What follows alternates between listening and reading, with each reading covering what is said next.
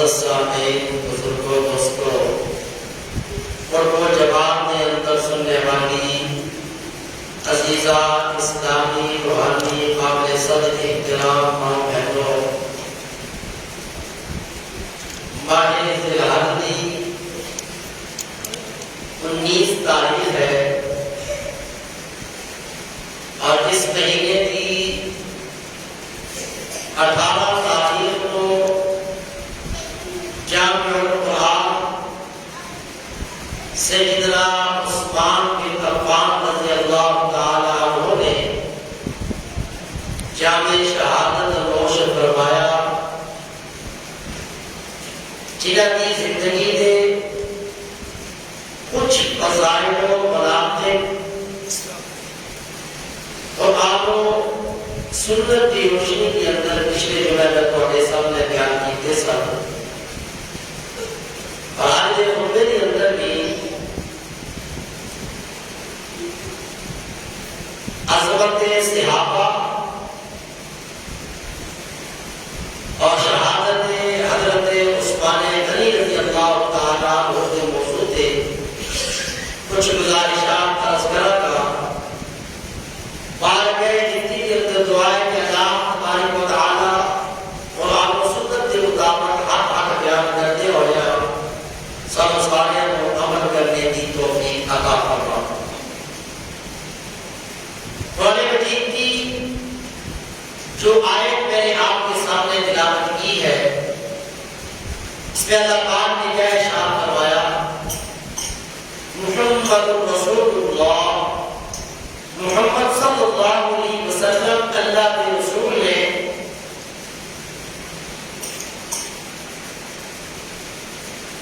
اور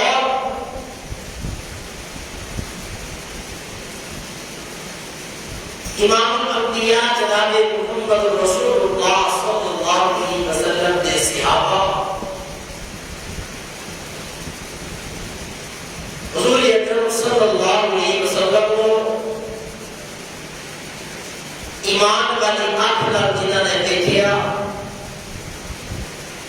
اللہ پاک نے جنہاں دے دلوں کا امتحان لیا اور نتیجہ بھی اللہ پاک نے آپ کے قرآن کے اندر بیان کر چھڑیا، لِلتَّقْوَىٰ، کہ میرے مصطفیٰ کے جتنے بھی صحابہ ہیں کوئی ایک بھی ایسا نہیں کہ جس کے دل کے اندر تقوی کی کمی ہو۔ لَهُم مَغْفِرَةٌ وَأَجْرٌ عَظِيمٌ، صحابہ کو جن کے دلوں کا امتحان رب نے لیا اور پھر نتیجہ خود رب نے بیان کیا کہ ان کے دل تقوی سے بھرے ہوئے تھے، جس کے دل میں اپنی بھر بھی تقوی کی کمی تھی رب نے اس کو صحابی بننے کی توفیق ہی نہیں کی۔ پھر آج اللہ پاک یہ کیوں بیان کر رہے ہیں کہ لَهُم مَغْفِرَةٌ وَأَجْرٌ عَظِيمٌ، کہ میں نے ان کی مغفرت کر دی، ان کی بخشش کر دی، تو اس سے معلوم ہوا کہ دلوں میں تقویٰ بھرا ہوا ہے۔ بتقاضۂ بشریت انسان ہونے کی وجہ سے اگر میرے مصطفیٰ کے صحابہ کی زندگیوں میں کوئی اجتہادی خطا ہوگی، اجتہادی غلطی ہوگی، تو اللہ پاک کیا کہہ رہے ہیں قرآن میں، لَهُم مَغْفِرَةٌ، ان سب کی میں نے مغفرت کر دی۔ صحابہ کرام سے اگر کوئی اجتہادی غلطی ہوئی جان بوجھ کے نہیں، تو اللہ کیا کہہ رہا ہے، میں نے ان کی وہ ساری کمیاں بتائیے کیا کرتی ہیں، بولے معاف کر دیے۔ وَأَجْرٌ عَظِيمٌ، اور صحابہ کی اجتہادی غلطی پر بھی اللہ نے ان کو اجر و ثواب سے نواز دیا، اجر عظیم بھی میں نے ان کو عطا کیا۔ تاریخ کے اندر آپ دیکھیں گے، جیسا کہ پچھلے جمعے میں آپ کے سامنے بیان کیا، ابو لہب بن سبا یہودیوں کا سردار اور اس کے ماننے والے، جنہوں نے دیکھا کہ ہم مصطفیٰ کے دور میں بھی مسلمانوں کا مقابلہ نہیں کر سکتے. یہودی ہونے کی صورت میں ہم ایمان والوں کا مقابلہ نہیں کر سکتے. تو ہم مسلمانوں کا مقابلہ کرنے کے لیے سچے دل سے نہیں، منافق بن کے کلمہ پڑھ کے وہ ایمان والوں میں شامل ہو. منافقت کرنے کے لیے، مسلمانوں کو نقصان پہنچانے کے لیے مسلمانوں کی صفوں میں وہ شامل ہو گئے. ارادہ نیت کیا؟ نفاق، منافقت نہیں. اور منافق جو ہے وہ کلم کلان کافر سے بھی بڑا کافر ہے. جو منافق ہے وہ ابو جہل سے بھی بڑا کیا ہے؟ کافر. قرآن کیا کہتا ہے؟ ان المنافقین فی الدرک الاسفل من النار. منافق جو ہے وہ جہنم کے سب سے نچلے درجے میں ہوگا. ابو جہل سے بھی نیچے. کیوں؟ ایک کھلا کھلا کافر جو سامنے نظر آ رہا ہے، اس سے آپ اپنی حفاظت کر سکتے ہیں، اس کی سازشوں سے آپ بچ سکتے ہیں. لیکن ایک ہے کافر اسلام کا نبھاتا ہو کے مسلمانوں میں شامل ہو کے اندر ہی اندر سے وہ کھوکھلا کرے، اسلام کی جڑوں کو جو ہم کاٹنا شروع کر دے، اس کا مقابلہ کرنا مشکل ہے. کیوں کہ وہ دشمن ہے جو نظر نہیں آ رہا. امام الانبیاء جناب محمد رسول اللہ صلی اللہ علیہ وسلم کے دور میں بھی منافقوں نے سازشیں کی، کوششیں کی، لیکن کامیاب نہیں ہو سکی. ابو بکر صدیق رضی اللہ تعالیٰ عنہ کے دور میں بھی منافقین نے سانپ اٹھائے، جھوٹی نبوت کا مسلمے کے سامنے نبوت کا دعویٰ کیا، لیکن حضرت ابو بکر صدیق رضی اللہ تعالیٰ عنہ نے اعلان جنگ کر دی. حضرت عمر فاروق جیسا جری سخت، جنہیں قرآن کہتا ہے اشداء علی الکفار، میرا عمر جو ہے وہ کافروں کے مقابلے میں سخت ہے. فاروق اعظم رضی اللہ تعالیٰ عنہ بھی حضرت عمر سے کہتے ہیں عمر ابھی نیا نیا دور اسلام ہے، ایسا نہ کرے، اسلام کو نقصان بہت ہے. ابو بکر صدیق رضی اللہ تعالیٰ عنہ کیا فرماتے ہیں؟ آپ میں سے کوئی بھی نہ کیا، رب کعبہ کی قسم ابو بکر کو اکیلے لڑنا پڑا، تمہیں اکیلا بھی مقابلہ کرو. یہ حضرت عمر کا سینہ میں کھل گیا، مقابلہ ہوا، مسلمہ کا صاحب کو قتل کیا گیا. حضرت عمر ابو بکر صدیق کے دور میں بھی منافقین یہودی کوئی سازش آپ رہا نہیں کر سکتے. سیدنا فاروق اعظم رضی اللہ تعالیٰ عنہ کا دور خلافت آیا. آپ کی خلافت کے دور میں بھی منافقین نے کوشش تو کی، لیکن حضرت عمر کہ جنہیں دیکھ کے شیطان بھی اپنا راستہ بدل دیتا ہے،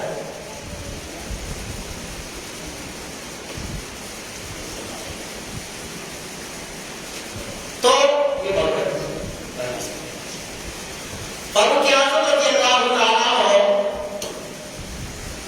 انہوں نے دور خلافت کے اندر بھی کوئی خاطر خواہ منافقین کوشش نہ کر سکے، کوئی سازش نہ کر سکے، اور بڑی تیزی سے جو ہے وہ اسلام پھیلتا. اسلامی فتوحات جو ہے بڑی تیزی سے ہوئی، اور 22 لاکھ مربع میل جو ہے حضرت فاروق اعظم رضی اللہ تعالیٰ عنہ نے فتح کر دی.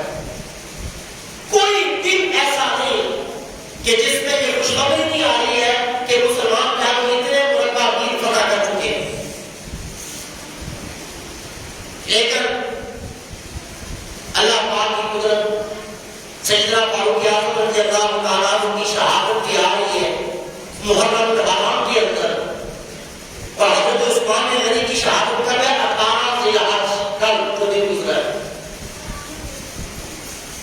تو فاروق اعظم رضی اللہ تعالیٰ عنہ کو بھی اپنا علم کسی نے قتل کیا.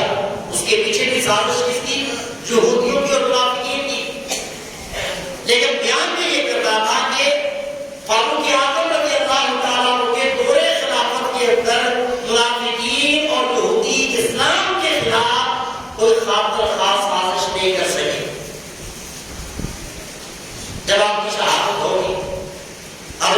عثمان غنی رضی اللہ تعالیٰ عنہ آپ کو خلافت ملی.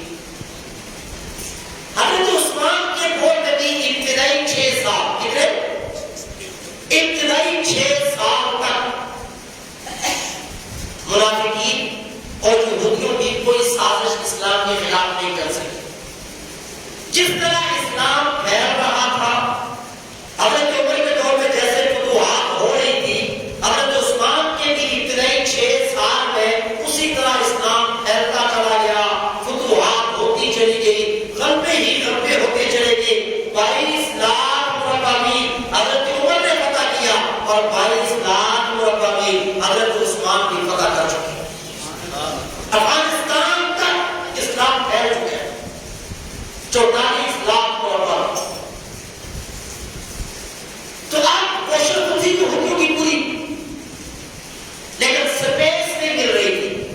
کوئی خلا کوئی سراغ ایسا انہیں نہیں مل رہا تھا کہ جہاں سے وہ تیر چلا سکے, جہاں سے وہ اسلام کے خلاف کوئی نشانہ لگا سکے. کوشش میرے مصطفیٰ کے دور میں بھی کی, منافقوں یہودیوں نے ابو بکر صدیق کے دور میں بھی کی, حضرت عمر کے دور میں بھی کی, حضرت عثمان کے ابتدائی دور میں بھی کرتے رہے, لیکن اللہ پاک نے کامیابی دی. حضرت عثمان غنی رضی اللہ تعالیٰ عنہ جب خلیفہ بنے 6 سال کا عرصہ گزر گیا. حضرت عثمان غنی نے 2 انتظام کیے. ایک اقربا پروری کا, اقربا پروری کہتے ہیں قریبی رشتہ داروں کو نوازنا. حالانکہ آپ نے کوئی ایسا خاص نہیں, لیکن کچھ رشتہ داروں کو گورنر بنایا مختلف علاقوں کو, نوجوانوں کو. دیکھنے والے کی آنکھ کا فرق ہے کہ اپنی نماز پڑھ رہا ہے. اب ایک آدمی دیکھتا ہے تو وہ کیا سمجھتا ہے کہ بڑا نیک ہے, اللہ کو راضی کر رہا ہے, اور دوسرا دیکھنے والا یہ سمجھ رہا ہے کہ یہ ریاکاری کر رہا ہے, دکھلاوا کر رہا ہے. اب یہ تو فرق ہے دیکھنے والے کی آنکھ کا. حضرت عثمان غنی رضی اللہ تعالیٰ عنہ فرماتے ہیں کہ میں سیدھا نہیں کر رہا ہوں. میں کیا کر رہا ہوں؟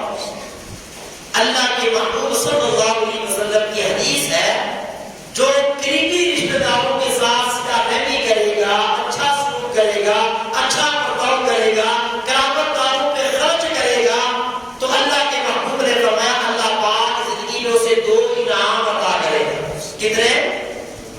جو قرابت داروں کے ساتھ اچھا برتاؤ کرے گا, سیدھا رحمی کرے گا, ایک تو اللہ اس کی عمر لمبی کر دے گا, اور دوسرا اللہ پاک اس کے رزق میں اضافہ کر دے. آج تو کیا ہو رہا ہے دنیا میں, ہم قرابت داروں سے ملتے ہی, اور اگر 2 رشتہ دار ناراض ہو گئے تو پھر چلتا کیا ہے کہ وہ 2 ہیں, جو ان کو ملے گا ہمیں نہیں مل سکتا, اور جو ان سے مل رہا ہے وہ ان سے نہ ملے, اور جو ان کی شادی ان کی خوشی میں چلا گیا تو ہم کہتے ہیں وہ ان کے یہاں چلا گیا, آج کے بعد ہم نے ان سے بولنا نہیں. جبکہ اللہ کے نبی نے کیا فرمایا کہ قرابت دار سیدھا رحمی قرآن کریم میں باہر نہ باندھ لیے گا, جو یہ کرے گا اللہ اس کی عمر میں بھی برکت دے گا, اللہ اس کے رزق میں بھی برکت ڈالے گا. تو حضرت عثمان غنی نے کہا کہ اس کو یاد پہ, اور یہ بھی خلافت کے بعد نہیں, خلافت سے پہلے بھی حضرت عثمان غنی رضی اللہ تعالیٰ عنہ قرابت دار رشتہ داروں کے اوپر بھی احسان سیدھا رحمی, اور جو غیر تھے ان کے ساتھ بھی سیدھا رحمی. مدینے میں پیر روما جو یہودیوں سے ہوا تھا, حضرت عثمان نے سارے مسلمانوں کے لیے وقف کر دی. مسجد نبوی کی ایک جگہ کی ضرورت پڑی, حضرت عثمان غنی نے خرید کے دے دی. مدینے میں قحط پڑا تو 1000 اونٹ غلہ حضرت عثمان کا آیا, 900 اونٹ اللہ کی نجات کے لیے, غربا کے لیے وہ وقف کر دی. تو حضرت عثمان غنی بڑے سخی تھے. کیا تھے؟ بہت زیادہ سخی, اللہ کے راستے میں خرچ کرنے والے, اور مصطفیٰ سے محبت کتنی, جب سے کلمہ پڑھ کے میرے مصطفیٰ کو دیکھ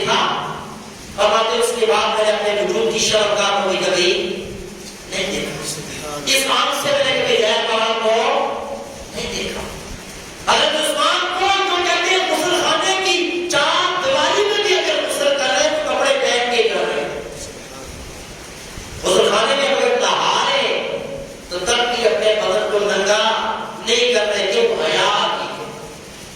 جو رب سے اتنا حیا کرے تو پھر اللہ کے محبوب کیا کرتے کہ لیٹے ہوئے حضرت ابوبکر صدیق تشریف لائے، اسی طرح لیٹے ہیں، عمر تشریف لائے، اجازت دی لیٹے ہوئے، اور جب حضرت عثمان غنی تشریف لا رہے اجازت مانگی، فرمایا لوگوں کو اس کو ذرا حضور اٹھ کے بیٹھے، تہبند ٹھیک کیا، قمیض ٹھیک کی، پھر سیدھے ہوئے پنڈلیوں سے تو چادر کو نیچے کیا، دستار کو ٹھیک کیا، اور میں آپ عثمان کو آئے۔ اور جب یہ صحابہ اٹھ کے چلے گئے تینوں تو المؤمنین اما عائشہ صدیقہ رضی اللہ تعالی عنہا نے پوچھا یا رسول اللہ آپ نے ابو بکر کی آمد پہ یہ نہیں کیا، آپ نے حضرت عمر کی آمد پہ یہ نہیں کیا، حضرت عثمان آئے تو آپ نے ایسا کیوں کیا؟ تو اللہ کے محبوب نے کیا فرمایا، عائشہ اگر اس سے حیا کیوں نہ کرو جس سے اللہ کے عرش کے ملائکہ آسمانوں کے فرشتے بھی جس سے حیا کرتے ہیں۔ یہ وہ حضرت عثمان غنی رضی اللہ عنہ جنہیں بارہا اللہ کے نبی نے جنت کی ضمانت دی، 300 اونٹ، 22 سال و سامان اور 1000 اشرفیہ جب نبوت کی گود میں ڈالی تو میرے مصطفیٰ نے مسجد نبی کے ممبر میں بیٹھ کے یہ کہا تھا ما ذرا عثمان ما عمل بعد اليوم، عثمان آج تو بعد تیرے دونوں کوئی گناہ والا کام ہو سکتا ہے نہیں، عثمان آج تو بعد تیرا کوئی عمل کوئی کام تیرے نقصان پہنچا سکتا ہی نہیں۔ یہ میرے مصطفیٰ حضور نے کہا کہ میرے روما پورا خرید کے دے گا، میں اللہ کے نبی اس کے لیے جنت کی ضمانت دیتا ہوں۔ حضرت عثمان کو خرید کے آئے، حضور نے فرمایا تیرے لیے جنت کی ضمانت ہے۔ حضور نے کہا جو مسجد نبی کے لیے جگہ خریدے گا اللہ اس کے لیے جنت میں گھر بنائے گا، حضرت عثمان نے جنت ہو جائے۔ تو حضرت عثمان نے کیا کہا کہ یہ کرامت داروں کے ساتھ سیدھا میں نہیں کر رہا ہوں، میرا مقصد کوئی ہے کوئی نوازنا ہے ایسا نہیں، مجھے تو اللہ نے شروع سے اتنا نوازا ہوا خربوں روپے ایک ایک مجلس کے اللہ کے راستے میں چلتا جائے اور وہاں دے، لیکن فرق ہے دیکھنے والے کی آنکھ۔ اب ایک واقعہ یہ رونما ہوا سامنے کہ حضرت عثمان غنی رضی اللہ تعالیٰ عنہ کی جو انگوٹھی تھی جس سے وہ مور لگایا کرتے تھے وہ گم ہو گئی۔ کیا ہوا؟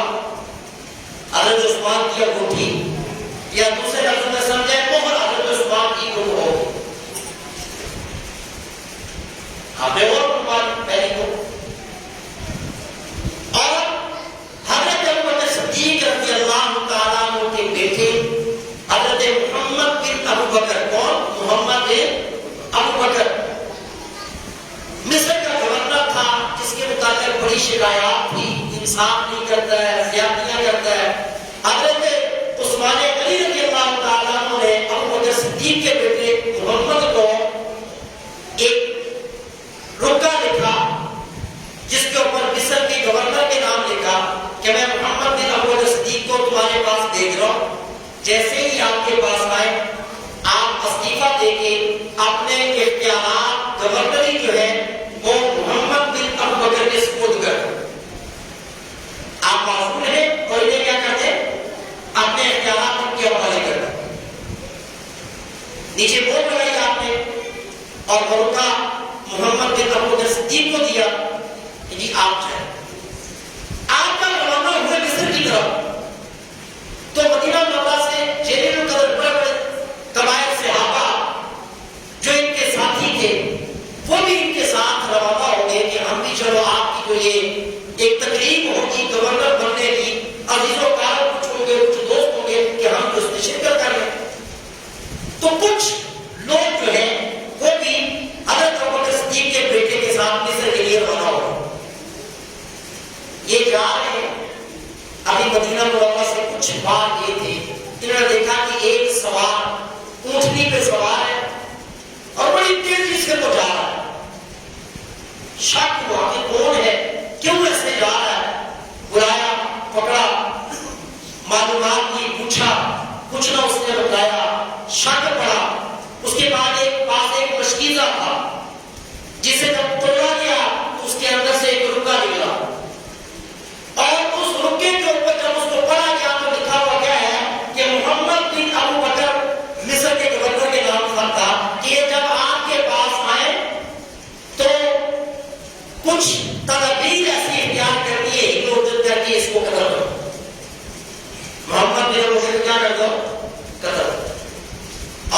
ایک بورڈ لگی ہوئی ہے حضرت عثمان غنی رضی اللہ عنہ، اور جو وہ اونچنی ہے وہ بھی حضرت عثمان کی، اور جو وہ غلام جا رہا ہے وہ بھی حضرت عثمان کا، اور جو مور خط پہ لگی ہوئی ہے وہ بھی حضرت عثمان کی۔ آپ یہ پڑھے ہیں آپ محمد بن ابوبکر کے ساتھ کچھ رشتے دار کو لوگ جان لیتے کہ یہ کیا ہو رہا ہے، تو رکا یہ دیا جا رہا ہے کہ جب یہ پہنچے تو اسے قدر کر دیا جائے۔ اب یہ سارے لوگ وہیں سے واپس مدینہ منورہ کے حضرت علی شیر خدا رضی اللہ تعالیٰ عنہ کے پاس پہنچے، ان کے سامنے یہ ساری بات رکھی کہ بڑا عجیب معاملہ ہے کہ یہ دو خط چلتے ہیں، ایک نے کچھ لکھا ہے دوسرے میں کچھ لکھا ہے، یہ کیا معاملہ ہے؟ واقعات حضرت عثمان کے پاس جب پہنچے، حضرت عثمان غنی کو جب پتہ چلا تو حضرت عثمان غنی رضی اللہ تعالیٰ نے فرمایا کہ میں اللہ کی قسم اٹھا کے کہتا ہوں یہ جو دوسرا رکا ہے جس کے متعلق مجھے کوئی علم نہیں اور میرا اس سے کوئی واسطہ نہیں، میں نے صرف یہ رکا لکھ کے دیا محمد بن ابوبکر صدیق کو کہ جس کے اندر یہ کہا کہ مصر کا گورنر موجود اور آپ جا کے گورنر بن جائیں۔ دوسرا خط میں نے قسم اٹھا کے کہا اس سے میرا کوئی واسطہ ہے۔ اب انہوں نے کہا کہ پوچھنی آپ کی ہے، جی پوچھنی میری ہے، غلام آپ کا ہے، جی میرا ہے، مور آپ کی ہے، جی میری ہے، تم ہوگی ہے، لیکن یہ تحریر میری ہے، یہ خط میرا اور یہ میں نے لکھا بھی۔ حضرت عثمان غنی رضی اللہ تعالیٰ عنہ اپنی جگہ پر سچے، لیکن جیسے میں نے آپ کو کہا یہودیوں کی اور منافقین کی شروع سے کوشش رہی ہے کہ کسی طریقے سے اسلام کو نقصان پہنچائے اور مسلمانوں کے خلاف سازش کرے۔ وہ تو ایک سازشوں کا بند تھا، جیسے ڈیم کا بند ہوتا ہے، اگر وہ ٹوٹ جائے تو پانی ڈیم سے نکلا سیلاب تو ساری چیزیں کیا ہوتی ہیں، سارے کا سارا شہر بہہ جاتا ہے۔ وہ بند جو ابو بکر صدیق نے بھی روک کے رکھا، وہ بند جو حضرت عمر نے بھی روک کے رکھا، اشداء علی الکفار کی بنیاد پہ، لیکن حضرت عثمان تو رحماء بینہم درجے کے امکان کے تحت، حضرت عثمان کو تو قرآن کیا کہتا ہے، رحماء بینہم نرم دل۔ 6 سال تک آپ نے بھی یہ بند روک کے رکھا، لیکن جب وہ بند ٹوٹا تو سازشیں شروع ہوئی، اور پھر ایسی سازشیں شروع ہوئی کہ حضرت عثمان بھی شہید، اس کے بعد حضرت علی شیر خدا بھی شہید، اس کے بعد حضرت حسن بھی شہید، اس کے بعد حضرت حسین بھی شہید، اور اس کے بعد جنگیں جمع ہو رہی ہے، جنگیں صغیر ہو رہی ہے، اور جس کے اندر حضرت اما عائشہ اور حضرت علی آمنے سامنے آگے، اور جس میں حضرت علی اور امیر معاویہ آمنے سامنے آگے، اور جس میں 70,000 صحابہ شہید ہو رہے، اور یہ ساری سازشیں جو ہے وہ یہودیوں اور کافروں کی چل رہی ہے۔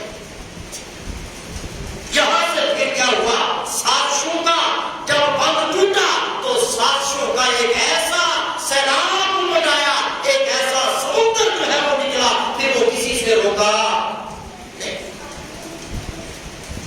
یہ پھر تاریخی کچھ حضرت عثمان غنی رضی اللہ تعالیٰ عنہ کی شہادت کا پس منظر، پھر اسی کی بنیاد پہ آگے بڑھتے کربلا تک جتنی بھی سازشیں اور وہ ہوتی ہیں، پھر آگے یہ چیزیں کہ کبھی رکی خطابت سے ہٹ کے آپ نے آپ کے سامنے کچھ تاریخی حقائق رکھ رہا، اور تاریخ کے اندر مطالعہ ہر بندے کا اپنا اپنا ہے، میرا اپنا مطالعہ، آپ کا اپنا مطالعہ، لیکن یہ تاریخی پس منظر ہے، تاریخی پہلو ہے۔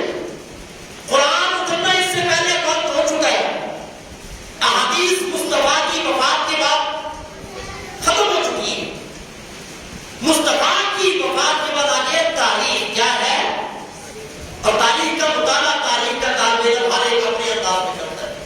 اس میں آپ میری ریسرچ کے پابند نہیں ہے، میں آپ کی ریسرچ کا پابند نہیں ہوں۔ ہاں آپ بات لیں، جس کی سمجھ لیں، جو بات آتے وہ مان لیتا ہے، جس کی سمجھ میں نہ آئے تو کسی کا پابند نہیں۔ لیکن یہ تاریخی حقائق ہے، ایک تاریخ کے طالب علم کی ہوتے ہوئے میں آپ کے سامنے یہ رکھ رہا ہوں۔ تو حضرت عثمان غنی رضی اللہ تعالیٰ عنہ کو ان صحابہ نے یہ کہا کہ پھر یہ شرارت ہے مروان کی، کس کی؟ مروان حضرت عثمان غنی رضی اللہ تعالیٰ عنہ کا رشتہ دار تھا۔ کچھ شریک تھا، ان پیشاب ہوا. حضرت عثمان نے تو قسم اٹھا لی کہ میرا اس رکے سے کوئی لینا دینا نہیں. اور اللہ کے نبی کی حدیث بھی ہے جب دو لوگوں کے درمیان تکرار ہو جائے، ایک دوسرے پہ دعویٰ کرے، البینۃ علی المدعی والیمین مدعی علیہ، دعویٰ کرنے والے کو شہید کر کے گواہ پیش کرو، اور جس پہ دعویٰ ہے وہ تو گواہ نہیں پیش کر سکتا، اسے شہید کر کے قسم اٹھائے. کیا کرے؟ دعویٰ تو حضرت عثمان غنی رضی اللہ تعالیٰ عنہ پہ تھا، اب وہ تو گواہ نہیں دے سکتے کہ یہ کس نے لکھا، انہیں کیا پتا. لیکن شریعت کے مطابق انہوں نے قسم اٹھا لی کہ میں اللہ کی قسم اٹھا کے کہتا ہوں کہ میرا اس خط سے اس رکے سے کوئی لینا دینا نہیں. انہوں نے کہا جی مروان کو ہمارے حوالے کریں. حضرت عثمان نے کہا جی میں مروان اگر تمہیں دے دوں گا تو تم اسے قتل کر دو گے. ہمیں خلیفۃ المسلمین ہونے کی بنیاد پہ ایسا نہیں کروں گا، میں مجھے ٹائم دو، میں اس کی جانچ پڑتال کرتا ہوں، تحقیق کرتا ہوں. معاملہ تو اتنا بڑا نہیں ہے، ایک رکا ہی تھا جو پکڑا گیا. لیکن یہاں سے پھر وہ جو ایک ٹولہ جو حضور نے سازش کی وہ اکٹھے ہوئے 900 تک کے افراد جنہوں نے حضرت عثمان غنی رضی اللہ تعالیٰ عنہ کے گھر کا محاصرہ کیا. 18 سے حج ہے، اکثریت سے مسلمان حج کرنے کے لیے گئے ہوئے ہیں، لیکن اس کے باوجود بھی حضرت عثمان غنی رضی اللہ تعالیٰ عنہ کے پاس فوج مدینے میں ہے. یہ نہیں ہوتا کہ سارے مجاہدین جا چکے، فوج ہے، لیکن 900 لوگوں نے جب محاصرہ حضرت عثمان کے گھر کا کیا، اب دیا ہے ایک دو مرنے کا گھر اور 900 لوگ کو حاصلہ کر لیں تو آپ اندازہ لگائیں کتنے چاروں طرف کتنا بچنا ہوگا. اور 40 دن تک، کتنے دن تک؟ 40 دن تک حضرت عثمان غنی رضی اللہ تعالیٰ عنہ کا پانی بند کر چکے. 3 دن نہیں، 40 دن تک. حضرت علی رضی اللہ تعالیٰ عنہ اس ساری صورتحال کو دیکھنے کے بعد حضرت عثمان کے پاس گئے اور 3 شرطیں آپ کے سامنے رکھی. حضرت علی رضی اللہ تعالیٰ عنہ نے فرمایا یا عثمان، میں حیدر کرو کہتا ہوں کہ کرو اجازت دیو، ایک چند بلوائی، ایک چند باغیاں کا ٹولہ حیدر دیا ضرباں کا مقابلہ نہیں کر سکتا. حضرت علی فرمایا کہ کرو اجازت دیو، میں مسلمانوں کا لشکر لے کے انہاں کا مقابلہ کرا. قربان جاوا حضرت عثمان غنی رضی اللہ تعالیٰ عنہ تھے.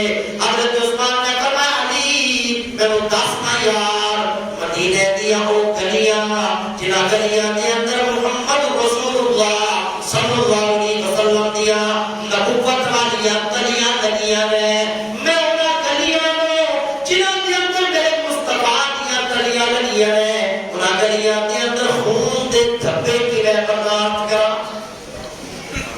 جنہاں گلیاں کے اندر میرے مصطفیٰ گرے، جنہاں گلیاں کے اندر میرے مصطفیٰ نے سفر کیتا، عثمان نہ گلیاں کے اندر خون دے دھبے برداشت نہیں کر سکتا. اور حضرت علی رضی اللہ تعالیٰ عنہ نے دوسری شرط رکھی یا عثمان، مدینہ منورہ کو ہجرت کر کے مکہ مکرمہ چلے جاؤ، مکے کے اندر کوئی خون ریزی لڑائی جھگڑا نہیں ہو سکتا. یا پھر ملک شام کے اندر امیر معاویہ رضی اللہ تعالیٰ عنہ کے کول چلے جاؤ، امیر معاویہ آپ بھی انہاں کا مقابلہ کر لیں گے. حضرت علی رضی اللہ تعالیٰ عنہ نے فرمایا عثمان علی، حضرت عثمان فرماتے علی یار بولو یہ دسنا جس طرح میں مدینے کی گلیاں کے اندر خون دے دھبے برداشت نہیں کر سکتا، اسی طرح میں عثمان شہر مصطفیٰ کی جدائی بھی برداشت نہیں کر سکتا. مدینے کے اندر خون ریزی بھی نہیں سکتا اور مصطفیٰ کے شہر کی جدائی بھی برداشت نہیں کر سکتا. قیادت علی رضی اللہ تعالیٰ نے 30 کی شادت قیادت میرے لوگ اس طرح کہہ دیں گے کہ خلافت کو استعفیٰ دے اور نیوٹرل ہو جاؤ تاکہ اسی یہ تحقیق کر سکیے اس معاملے کے اندر استعفیٰ. حضرت عثمان غنی رضی اللہ تعالیٰ نے فرمایا علی جا کے ابو موسیٰ اشعری رضی اللہ تعالیٰ عنہ بلا کے لیا. حضرت ابو موسیٰ اشعری آگے، ابو موسیٰ اشعری 10 دیناروں اس دن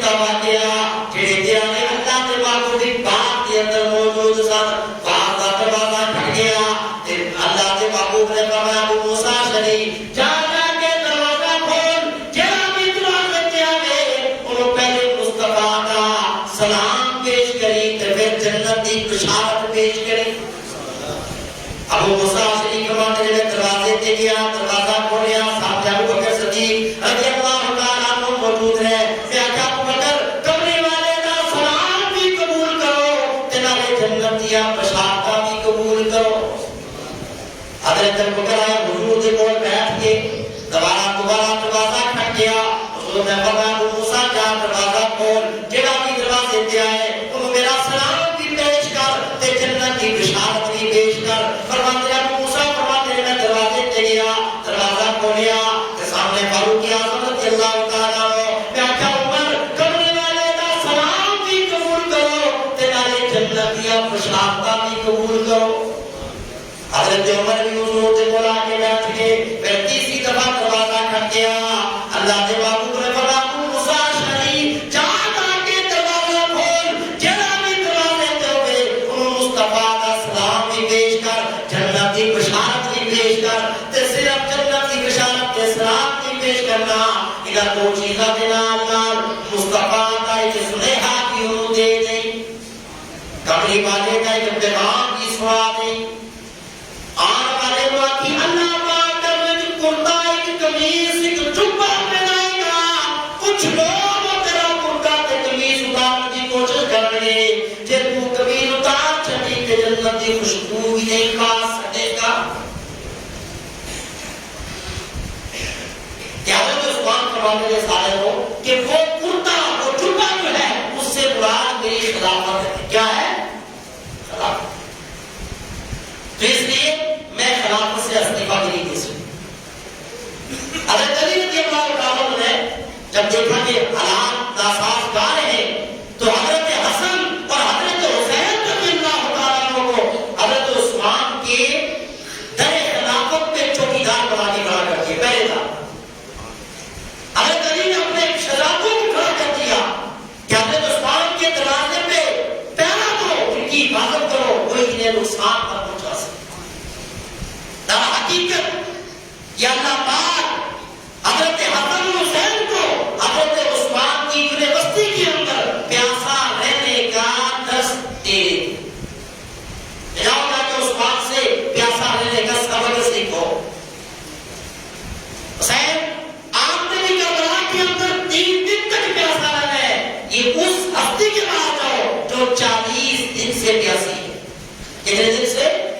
40 دن سے.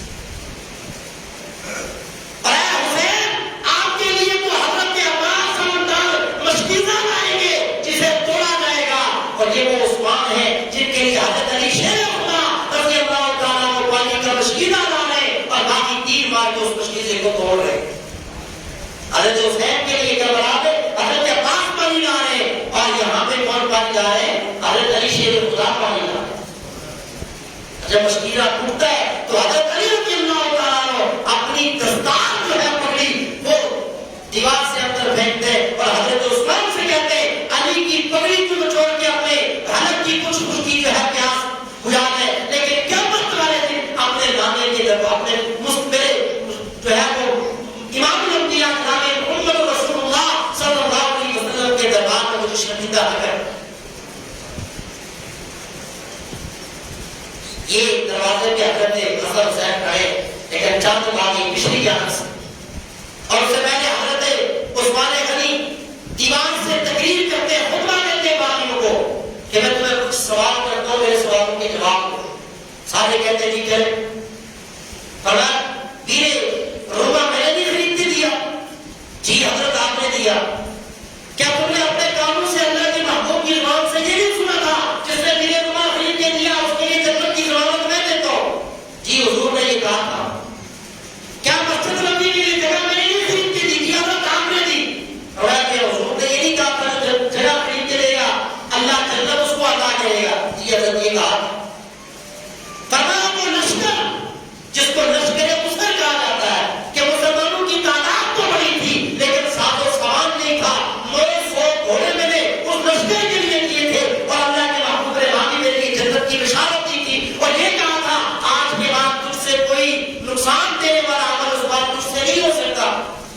سارے کہتے ہیں حضرت یہ کہا، یہ ساری باتیں فرمایا کیا قرآن کو جمع میں نے نہیں کیا؟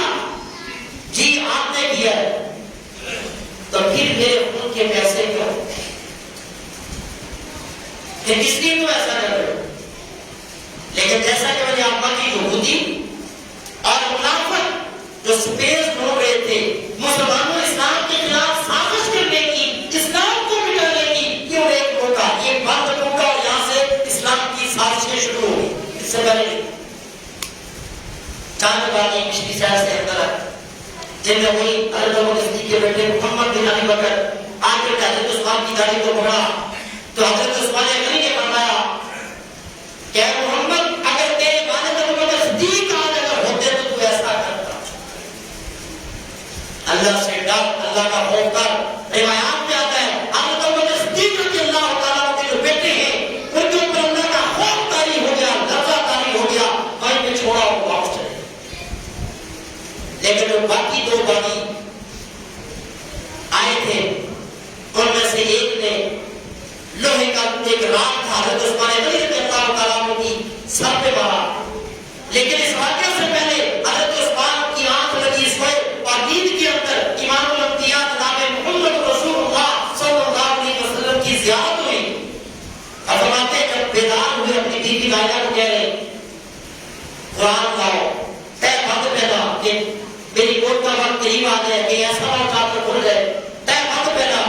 اور اپنی بیوی سے کیا کہہ رہے ہیں کہ میں نے خواب میں مصطفیٰ کو دیکھا، ابو بکر بھی ساتھ ہیں، عمر بھی ساتھ ہیں. اور اللہ کے محبوب کیا کہہ رہے ہیں عثمان جلدی کر، آج افطاری جنت کے اندر تو ساڑھے کام کر گئی. یہ خواب دیکھا، بیدار ہوئے اور اپنی بیوی سے کہہ رہے ہیں کہ میری شہادت کا وقت آ چکا.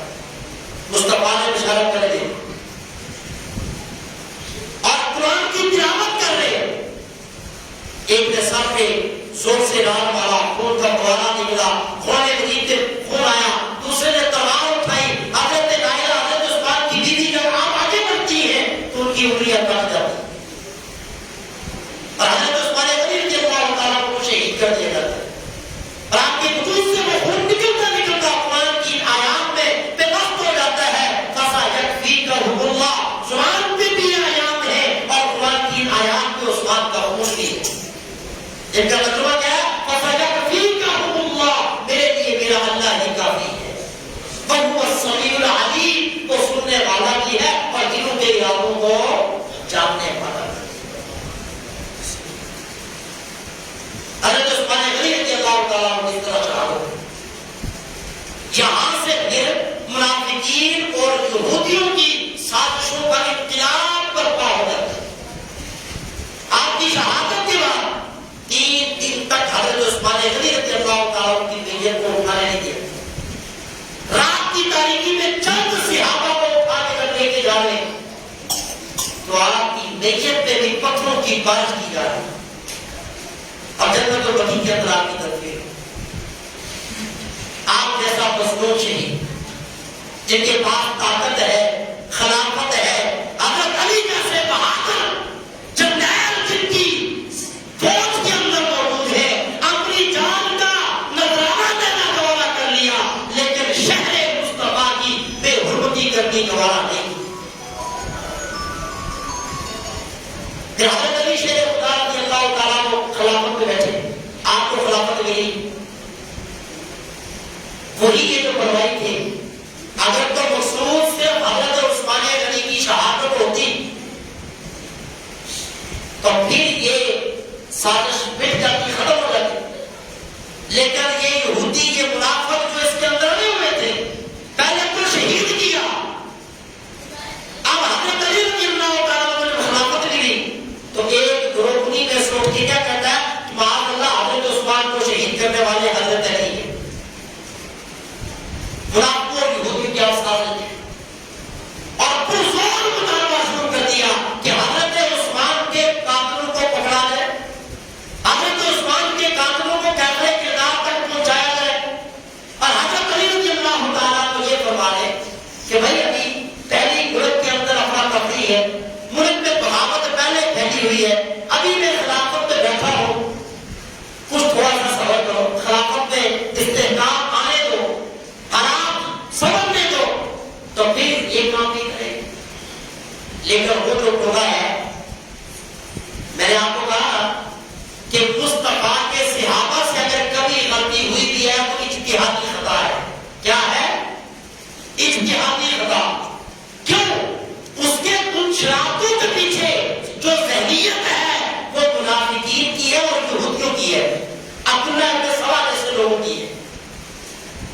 یہی ٹولہ جو حضرت علی کو بلیک میل کرتا رہا کہ حضرت عثمان کی قاتلوں کو پکڑے جو پہلے حضرت عثمان کو کہتا رہا کہ استعفیٰ دیں یا پروان کو سامنے لائے، وہ شہید ہو گئے تو حضرت علی کو کہہ رہے تھے کہ آپ نے شہید کرائے یا آپ جو ہے وہ آزاد جو ہے وہ پکڑیں گے قاتلوں کو، اور جب آپ ابھی خلافت استحکام نہیں ہوئی، یہی لوگ پیندرا بدل کے ام المؤمنین اما عائشہ صدیقہ رضی اللہ تعالیٰ عنہا کے پاس چلے گی اور انہیں کیا کہہ رہے، آپ ہمارے ساتھ چلے، حضرت علی کے سامنے مطالبہ کرتے کہ حضرت عثمان کے قاتلوں کو پکڑا جائے، حضرت عثمان کے قاتلوں کو سزا دی جائے۔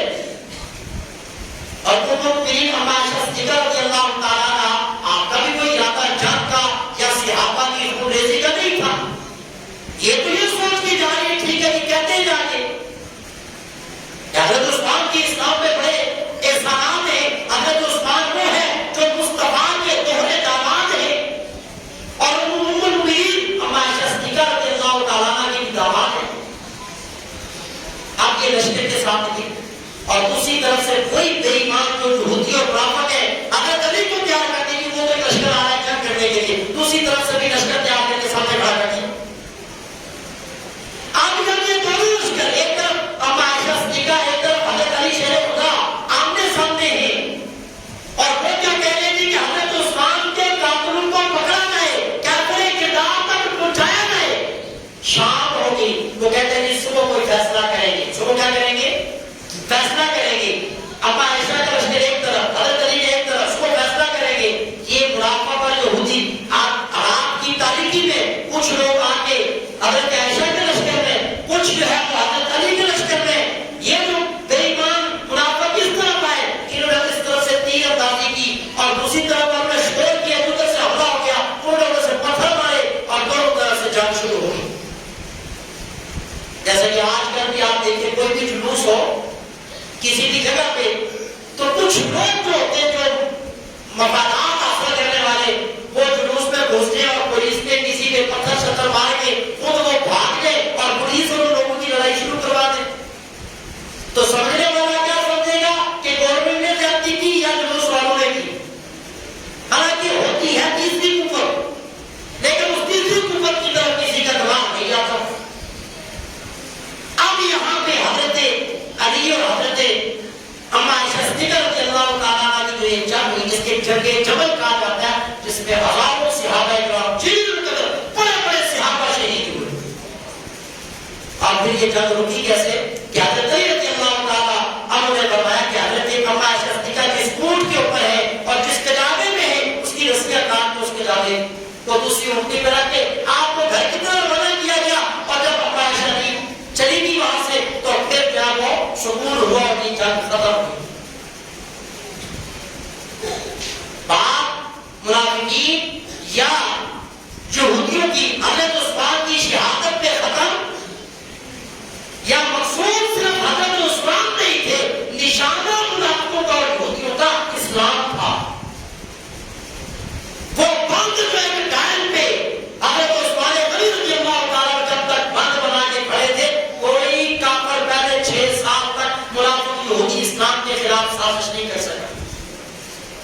حضرت عمر کے دور میں 22 لاکھ مربع میل فتح، حضرت عثمان کے دور خلافت کے پہلے 6 سالوں میں مزید 22 لاکھ مربع میل، 44 لاکھ مربع میل۔ اور جب یہ بند ٹوٹا کو سازشیں شروع ہوگی اسلام کے خلاف اور جیسا مشرق میں کرے گا تب سے شروع کی اب تک ہے اور حضرت عیسیٰ کے دور تک یہ چلتی رہے گی، لیکن نہ دین مٹا ہے نہ کوئی آج تک مٹا سکا اور نہ قیامت کی صبح تک کوئی اسے مٹا سکا۔ ذکر اللہ تعالیٰ خود کا جس قرآن کو اسلام کو نازل کرنے والے بھی ہم ہیں اور قیامت کی صبح تک قرآن کی حفاظت بھی ہم کریں۔ ہاں اللہ جن سے کام لے گا جنہیں نوازنا چاہے گا اللہ پاک کیا کرے گا نواز دے۔ یہ جب ختم ہوئی تو حضرت علی رضی اللہ تعالیٰ عنہ کو شہید بھی انہی بے ایمانوں نے کیا۔ حضرت علی کو شہید بھی انہی لوگوں نے کیا۔ حضرت علی کی شہادت کے بعد امام حسن جب خلیفہ بنے، کون امام ہے بلکہ اس سے پہلے حضرت علی اور حضرت امیر معاویہ کو اپنے سامنے کھڑا کر دیا۔ جنگ پہنچے. اور حضرت علی کی شہادت شہید کیا. ان کی شہادت کے بعد امام حسن خلیفہ بنے اور پھر یہودی اور منافق سازش کر رہے امیر معاویہ اور امام حسن کو لڑانے کے لیے کہ والد کا انتقال ہو. اور امام حسن نے دانائی کا مظاہرہ کرتے ہوئے, حکمت کا مظاہرہ کرتے ہوئے امیر معاویہ سے صلح کر کے خلافت سے استعفا دے دیا اور سلطنت جو خلافت جو تھی وہ امیر معاویہ کے سپرد کر دی.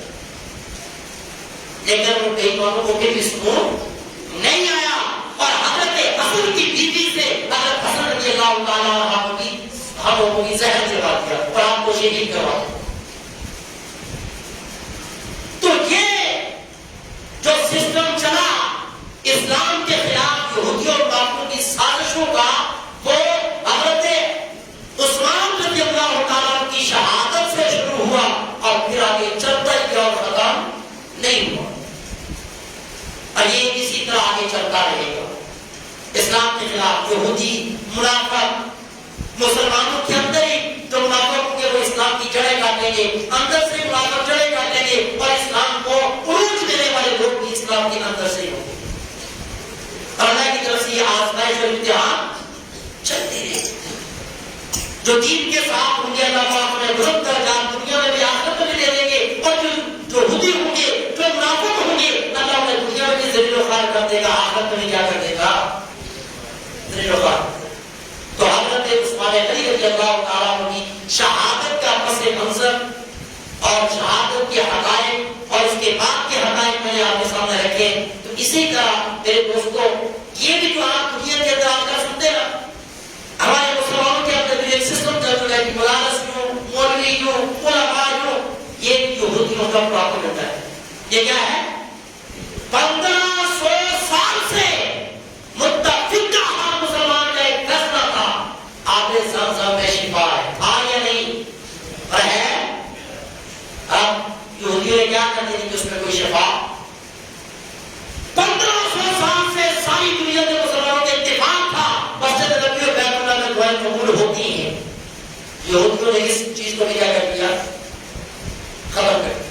1500 سال سے تھا نماز میں کھڑے تو کندھے سے کندھا کرتے چلتا ملاؤ, اس چیز کو بھی کیا کر دیا, تحقیق کر دیا. مساجد, مدارس, میڈیا میں آپ قائم ہے وہ دیکھیں ہر جگہ آتی ہے مساجد, مدارس. اور ہم لوگ بھی کیا کہتے ہیں کہ مولوی ہو, مولوی ہو.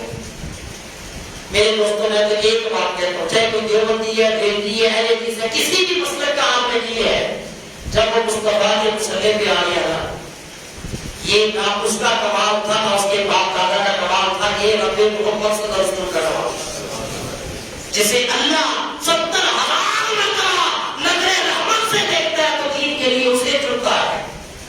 جسے چننا چاہے, چاہے وہ ہندو سکھ کا بیٹا کیوں نہ ہو, اللہ اسے چن لیتا ہے. نہ چننا چاہے تو شیخ الحدیث کا بیٹا بھی ہو تو اللہ نہیں چنتا.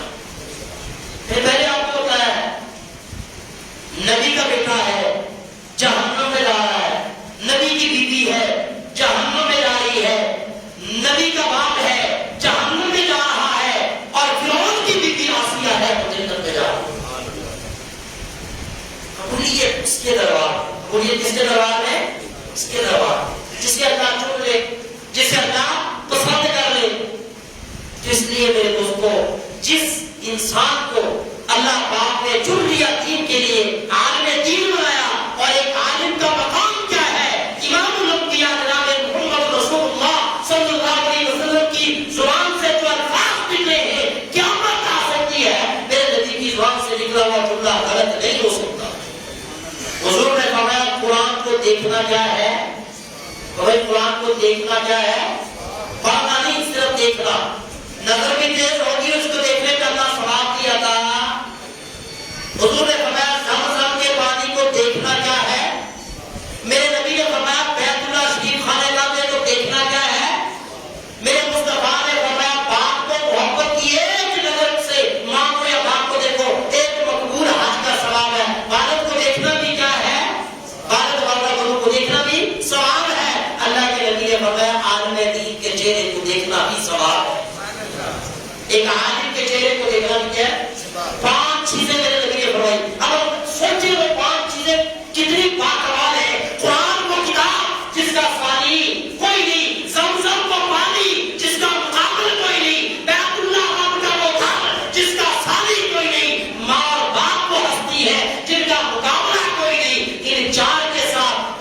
ہستی رب نے بتائی کہ علماء کے چہرے کو دیکھنا پسند ہے. تو جب ایک عالم کے چہرے کو دیکھنا بیت اللہ کو دیکھنے کے برابر، قرآن کو دیکھنے کے برابر ہے، تو میرے دوستو عالم دین کے خلاف بولنا کیسا ہو؟ جیسے قرآن کے خلاف بولنا، بیت اللہ کے خلاف بولنا، زمزم کی توہین کرنا، کعبہ کی بے ادبی کرنا، عالم دین کی بے ادبی کرنا. جہاں عظمت، وہاں ایک تصویر کا ایک روح ہے وہ دوسرا روح بھی تو سامنے رکھے. اس لیے میرے دوستوں قرب قیامت کی علامات ہے. کیا ہے؟ ہم قیامت کی طرف بڑھ رہے ہیں. ایسی ایسی آفتیں، ایسے ایسے عذاب آئیں گے، دنیا ختم ہونے کی طرف جا رہی ہے. تو بہترین انسان وہ ہے جو اپنے ایمان کی حفاظت کرے. اور ایمان کی حفاظت کیا ہے؟ سنی سنائی بات کو آگے، اور بھائی سنی سنائی بات کو آگے سوشل میڈیا پہ تو ہم دیکھیں وہ آگے پہنچا. اللہ کے نبی نے فرمایا کوئی چیز اپنے کان سے خود نہ سنو، جو اپنی آنکھ سے خود نہ دیکھو، اور سنی سنائی بات کو جو بندہ آگے پہنچا دے اس سے بڑا جھوٹا کوئی. تمہارا دعا ہے اللہ پاک مجھے آپ ہم سب کو غیبت، چغلی اور سارے گناہوں سے بچنے کی توفیق عطا فرمائے، اور مصطفیٰ کے جتنے بھی صحابہ ہیں تمام صحابہ کرام کا ادب، احترام اور ان کی عظمت ہم سب کو دل و جان سے کرنے کی اللہ ہم سب کو توفیق عطا فرمائے. تو میرے دوستو مصطفیٰ کے کسی ایک صحابی کی طرف بھی انگلی اٹھانے کی میری اور آپ کی کسی کے اوقات، یہ صحابہ کا جو پوری تاریخ میں نے آپ بتائی آپ کو، حضرت علی اور ابی معاویہ مقابلے میں، اما عائشہ اور حضرت علی مقابلے میں، حضرت عثمان کو شہید کیا جا رہا ہے. یہ یہودیوں کی سازشیں ہیں، لیکن ان کا مطالعہ کر کے ہم کسی کو کہ بھائی ہمارے کہنے سے بھی کوئی فرق نہیں پڑے گا، نہ کہنے سے بھی کوئی نہیں پڑے گا، لیکن اگر ہم نے کسی ایک کی طرف بھی غلط انگلی اٹھا دی تو ہماری آخرت تباہ ہو برباد ہو جاتی. ارے صحابہ کو وہ ہے ساری کائنات کے ولی، کتب، غوث، ابدال، ساری کائنات کے علماء، ساری کائنات کے حفاظ، ساری کائنات کے متقی پرہیزگار، تہجد گزار، پوری کائنات کے اکٹھے ہو گئے میرے مصطفیٰ کے اقلا صحابی کے قوم کی خاک کا مقابلہ بھی نہیں کر سکتے. وہ تو صحابہ ہیں. اور اللہ کا قرآن کیا کہتا ہے؟ میرے مصطفیٰ نے کیا فرمایا؟ من عاد لی ولیا فقد آذنتہ بالحرب. ارے صحابی تو صحابی ہے جو اللہ کا ولی، اللہ کا نیک بندہ، اولیاء اللہ کے متعلق حضور نے فرمایا جو اللہ کے ولی کے ساتھ دشمنی کرے گا اللہ اس کے خلاف اعلان جنگ کر دے. من عاد لی ولیا، من عاد لی ولیا، جو ولی سے دشمنی کرے گا.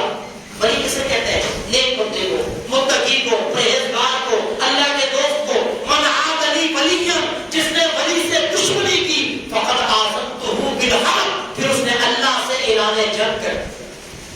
اور اللہ سے اعلان جنگ کر کے کوئی محفوظ نہیں رہ سکتا. جس کے کبھی بھی کسی صحابی کے خلاف کبھی کہنا بولنا تو بڑی دور کی بات ہے، سوچنا بھی کبھی کسی بڑا عالم کے خلاف، کسی نیک آدمی کے خلاف ہمارے ذہن میں کبھی کچھ آنا، بھائی مجھ سے میرے اللہ نے صرف میرا پوچھنا ہے.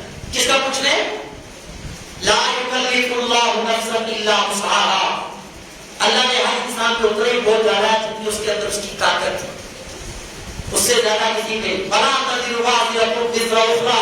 دنیا میں کوئی انسان کسی دوسرے کا بوجھ، اور کوئی کسی دوسرے کا بوجھ، ہر انسان نے اپنا حساب دیا. ہر انسان نے تو تم کسی کی غیبت کریں، کیوں کسی کی چغلی کریں؟ پھر نیک لوگوں کی، ارے کوئی بھی کسی مسلم پہ آ گیا وہ نبی کا وارث ہے. کس کا وارث ہے؟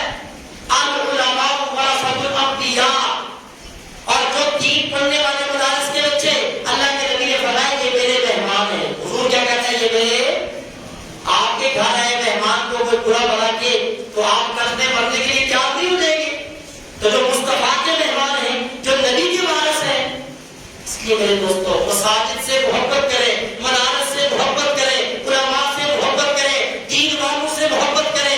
دین دنیا سے جب اٹھایا جائے گا، قرآن اور کتابوں کے اٹھانے سے نہیں اٹھایا جائے گا. اللہ کے نبی نے فرمایا دین کو جب دنیا سے اٹھایا جائے گا علماء اور دین والوں کے اٹھانے کے ساتھ اٹھایا جائے گا. دین دنیا سے کب مٹے گا؟ جب دیندار مٹ گئے. جب کیا رہیں گے؟ دیندار مٹ جائے گا تو دین بھی بڑھ جائے گا. غنیمت سمجھے میرے دوستو اس کو.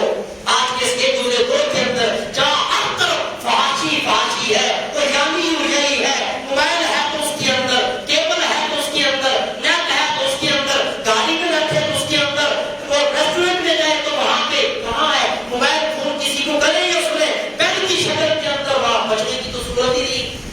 اثر تو ہر جگہ پہنچ رہا ہے. ویسے کہ دوسرے دور میں جتنا بندہ دین سے ہدایت ہو سکے، من تشبہ بقوم فہو منہم، جو جس سے مشابہت اختیار کرے گا کل قیامت والے دن اللہ اس کو انہیں ویسے اٹھائے گا. جو جس سے محبت کرے گا کل قیامت والے دن اللہ ان کا حشر بھی انہیں کے ساتھ کرے گا. کہا نہیں کرتا ہے امام اور مقتدی بھی کل قیامت والے دن اکٹھے ہی ہوں گے. تو تبھی ہوں گے نا جب مقتدیوں کے دل میں امام کی کیا ہوگی؟ محبت ہوگی. تو بات اس میں دعا ہے اللہ مجھے آپ سب کو صحیح اور میں عمل کی توفیق عطا فرمائے.